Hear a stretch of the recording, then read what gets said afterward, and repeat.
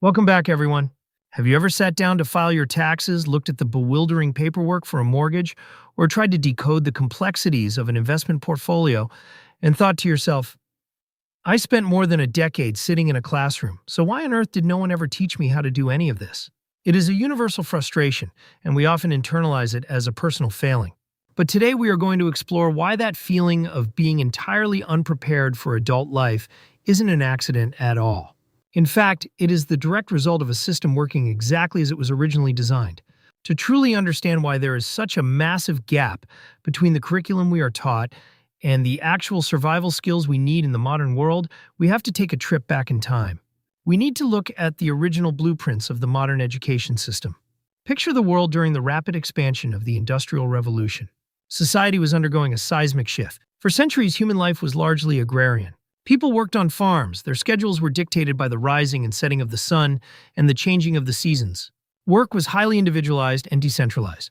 But suddenly, massive factories began darkening the skylines. This brand new industrial machine required a completely different kind of fuel to run human capital. And not just any humans, but a highly specific type of worker.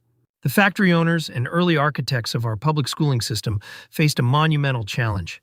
How do you take a population used to the autonomous, free-flowing life of farming and mold them into people who can stand on an assembly line for 12 hours a day? The answer was the modern classroom. When you look at the structure of traditional schooling through the lens of the 19th century factory, the parallels are undeniably striking, and frankly, a little bit chilling. Why do we move our children from room to room at the sound of a loud ringing bell? Because factory shifts and lunch breaks are dictated by bells. Why are students arranged in neat, orderly rows, facing a single authority figure at the front of the room? Because that is the exact hierarchy of a factory floor manager overseeing the labor. The primary objective of this new educational model was never actually about enlightenment, self-actualization, or unlocking a child's deepest intellectual potential. The goal was mass production. The system was engineered to manufacture a punctual, reliable workforce. It trained young people to show up on time, sit still, and perform repetitive tasks without complaint.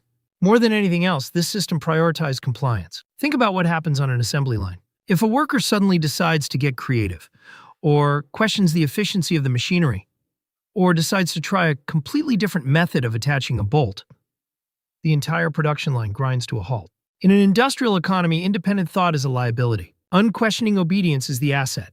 Therefore, schools were designed to reward those who could memorize instructions and regurgitate them perfectly, while subtly, or not so subtly, penalizing those who colored outside the lines. And this brings us to the core of our modern frustration. The architects of this system explicitly did not want to create autonomous individuals. They were not trying to build a society of independent critical thinkers who could navigate complex, interconnected networks of wealth building, mental health, or personal sovereignty. Teaching a child how compound interest works, or how to negotiate a contract, or how to cultivate deep emotional intelligence doesn't make them a better factory worker. It makes them independent. And an independent populace was not what the industrial age demanded. So here we are today, living in a hyper-connected, digital, gig-based economy that demands rapid adaptability, complex problem-solving, and intense personal responsibility. Yet, the vast majority of us were pushed through an educational software program that hasn't received a fundamental, structural update in well over a century.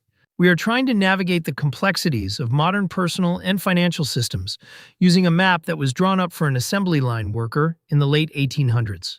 Understanding this history doesn't immediately solve all of our problems, but it should completely change our perspective.